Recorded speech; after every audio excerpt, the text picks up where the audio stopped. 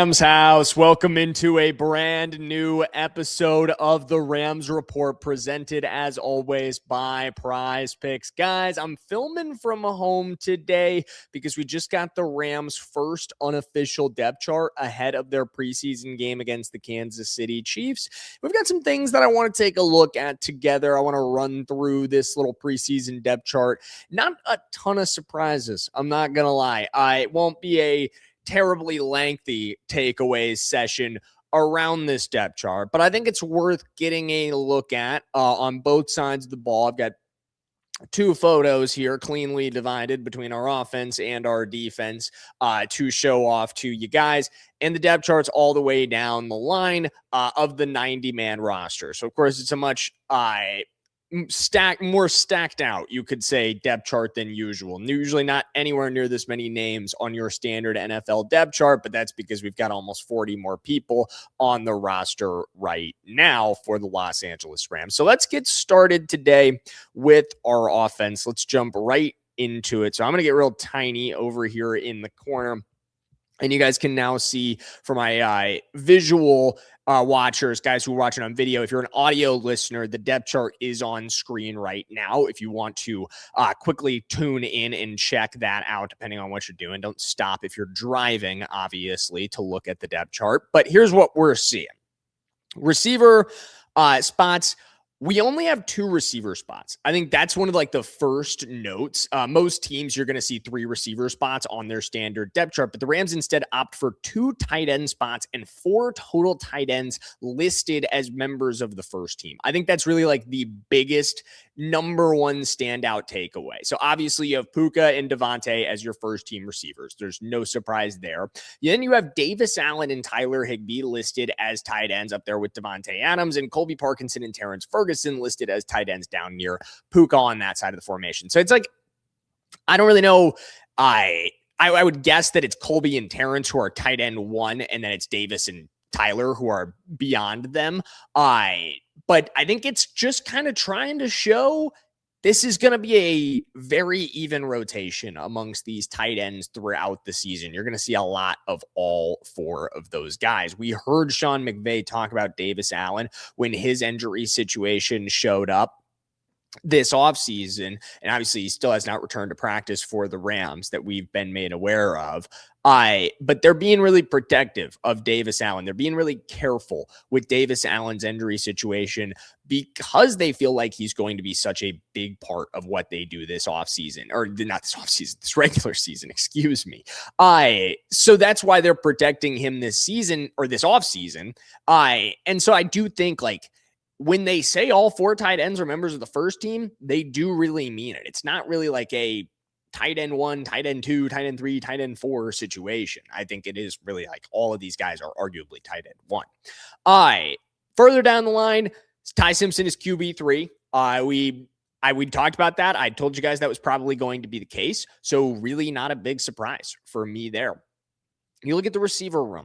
How does it stack out there behind Puka and Davante? Of course, that's been a question mark as well. Who's going to be the receiver 3, third receiving option, however you want to dice that question up? Konata Mumpfield and Jordan Whittington are listed as your second receivers. So there's kind of your answer there. Offensive line, the starters are exactly as we expected it. Keegan Trost is listed as the backup to Warren McClendon at right tackle. He is not listed as a backup at other positions, which was maybe another point of kind of curiosity here. CJ Daniels is on the third team. Again, I think that can change as you keep working through this preseason, as we continue to go through practices here. CJ Daniels' opportunities can continue to open up for him. Brandon Presley and Mario Williams, True Edwards and Tyler Scott, all rounding out the fourth team, and mostly undrafted free agents there. Jarquez Hunter, once again, listed on the fourth team behind Ronnie Rivers, still not really able to crack that rotation at running back. But outside of that, again, like I told you guys, not a lot of surprises from this depth chart. Is anything jumping out at you? Think about it. Get in the comments for me. And while you do that, I'm going to give a shout out to the sponsor of today's video, guys, the good people over at Prize Picks. Guys, if you've ever tuned into the Rams Report before, I know you know all about the sponsor of today's video and America's #1 sports picks app, our friends over at Prize Picks. But if you've never watched our show or you've just never heard of Prize Picks or played with them, it is super easy to put together a daily fantasy lineup. I've got one rolling right here with some season-long projections on professional football. We've got our guy Matthew Stafford. We've got our guy Davante Adams. We're going with more on Stafford's passing touchdowns. We're going with more on Davante Adams receiving touchdowns. I threw in a little Caleb Williams demon pick there, more on his passing yards and more on Bijan Robinson's rushing yards. How could you not like what Bijan Robinson put together last season? He's more incentivized than ever with a big contract coming his way. If you guys want to tail this lineup or fade this lineup, just do it with Prize Picks. You can drop a follow on my Prize Picks username, Jackson Durham. And if you're a brand new user, make sure you take advantage of Prize Picks' new user offer. Play your first $5, get $150 in lineups. If you win, just use code HMA when you sign up. That's right. Prize Picks just switched up their offer, so there's no better time to join, lock in, and win that first lineup. That's right. Code HMA at sign up to get $150 in bonus lineups if you win your first $5 lineup. All right. Thank you to Prize Picks for sponsoring today's video as always. That about rounds out the notes on the offensive side of the ball, guys. Again, I want to kind of hear from you. Is anything standing out on this side to you? Anything that you believe is notable that I did not cover? Let me know in the comments. Let's talk about it. But let's also switch gears here. Let's go over to the defensive side of the ball. And I'm not going to lie, I've taken more of a hard look at the offensive side of the ball before jumping in here. This defensive depth chart, I took a quick scan, but I'm also kind of really diving into it for the first time with you guys because I kind of thought that would be a fun way to go about this, is just kind of like, let's dive in together. Let's take our first looks together at this end of the ball. I couldn't help myself on the offensive depth chart, though. I'm not going to lie, guys. I did peak on that end. But let's take a look here. So outside linebacker, we do have Byron Young and Myles Garrett both listed as first-team outside linebackers. So it does kind of seem like Myles Garrett's going to play at least partially in their vision, sort of like what the role Jared Verse was. And again, I'm kind of curious, I guess, to see how much of that is embodied in what Garrett ends up doing, how it will ultimately look in Shula's defense. We're not going to find out in the preseason game. Absolutely not. They're not going to play any starters in the preseason game. They never do. We're going to see more of these backup guys, and we're going to see what they ultimately look like in this one. But interesting to see Myles Garrett technically listed as an outside linebacker rather than as a defensive end, which he, typically has been throughout his career. Obviously, you got Puka Nacua, Kobe Turner, Braden Fisk rounding out kind of the defensive line alongside Byron Young on the other side. Josiah Stewart listed as a second-team edge rusher. I think he's going to be a huge part of this rotation, though he has been really, really good in training camp. Good joint practice for Josiah as well. Not quite as good as Byron Young on the other end, but definitely making an impact. Juwan Johnson listed as the direct backup to Myles Garrett. Going over this linebacker depth chart, Grant Stewart is listed as a second-team linebacker. It definitely seems like he's going to be part of this core defense, having his role in part of this inside linebacker rotation. When we initially signed him, I thought it would be more of a special teams pickup, and he definitely has a role to play on special teams. He's going to be taking people's heads off on special teams. He's juiced up and fired up about doing that. I know Tuna, shout out to Tuna. I was over on his show this morning. He talked to Grant Stewart about it, and he's a fun guy to talk to. From everything I've heard from Tuna about talking to him, he's someone who brings a ton of energy, the right kind of guy for this special teams, which just didn't really play with enough urgency last year, didn't have that kind of hair on fire mentality. And so everything I've heard about Grant Stewart, have not had the opportunity to meet him in person or talk to him in person just yet. But everything I'm hearing about Grant Stewart is that he is that kind of hair on fire dude. And I'm not just saying that because he's got crazy long hair. I kind of cut it down now, but I do think he is going to come and bring that energy to the Los Angeles Rams defense. But going beyond that, Nakai Hill-Green is on the third team. Elias Neal also on the third team. New addition, Daniel Rickert. Oh, that's interesting. He's actually listed as a linebacker. He was an edge at Virginia.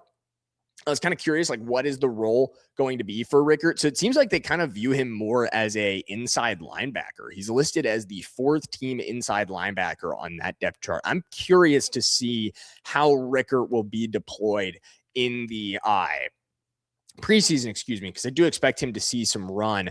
Daryl Peterson, the brother of Darren Peterson, excuse me, I almost forgot. First two brothers to enter the NFL and NBA via the, not via the draft, but he was an undrafted free agent, but enter the NFL and NBA in the same season. So that's kind of a neat fact there. Tim Keenan is on the fourth team behind Bill Norton. It's a little bit of a surprise to see there. He's not really. Ooh, wow. Peyton Zadroik is also on the third team. Interesting. Okay, so that does kind of stand out. So undrafted free agent Peyton Zadroik listed on the third team there. Bill Norton as well. I guess they're going to play different roles in the interior of that defensive line. The more I think about it, Zadroik's just not that kind of build. So that's not really as big of a note as I kind of thought it was. Norton being over Keenan, it's kind of expected. Initially more notable because, I mean, you think as Zadroik and Keenan, just walk you guys through my thought process that was kind of ongoing there. Again, I told you guys I'm kind of in real time reacting to seeing this. But obviously, you think about Zadroik and Keenan as both being defensive tackles, but Keenan is much more of a nose tackle, whereas Zadroik is more like that pass rushing interior guy. So it's kind of a different role there. So not really as big of a kind of flag as I thought it was. Obviously, Keenan, a 7th round pick, not like bust territory, obviously, if he wasn't to be like a starter in year one, but you would like to see him beat out undrafted free agents, but not really competing for the same role.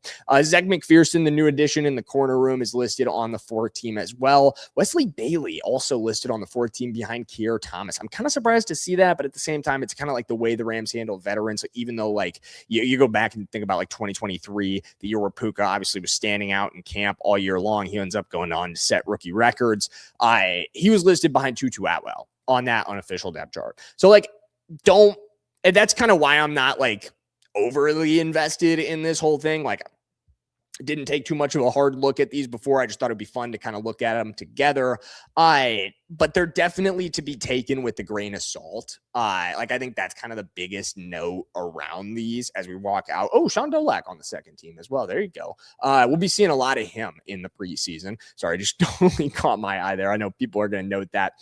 So I wanted to note Sean Dolak, definitely looks like he's going to be set for a big preseason role and potentially a larger regular season role this season. I know my Sean Dolak fans out there are going to be excited about that, but I hope you guys enjoyed taking a quick look at the unofficial depth chart ahead of the preseason game on Saturday. I am so juiced up to get Rams football going, guys. I am so fired up to see Ty Simpson play.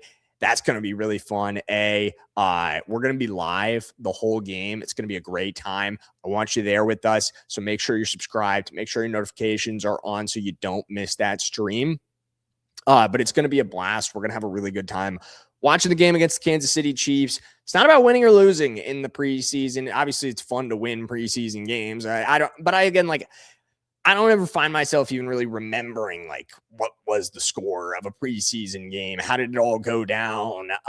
Necessarily as far as like the outcome of the game. But what I think we all need to be watching for, and what we'll be watching together if you're watching with us, which you should be watching with us on Saturday at 1 p.m. Pacific time, 3 p.m. Central time for my Central time viewers.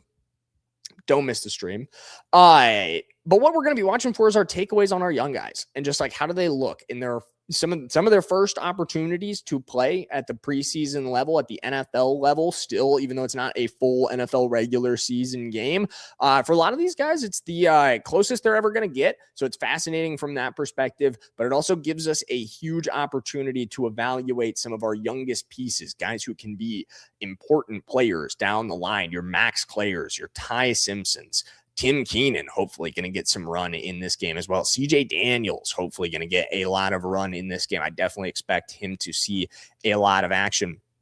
But a lot of guys that are going to get Keegan Trost, definitely going to get some run as well. A lot of guys that we're going to need to evaluate during this. I'm very excited about doing that. I want you there with us for every minute of it. So make sure you're subscribed, and I will see you tomorrow for some more takeaways. We're still a couple days away from getting to the game, man. I'm so juiced up to do it. But we still got to get through Thursday and Friday before we do it. But we've got more Rams news coming at you tomorrow. So make sure you're subscribed, and I will see you then.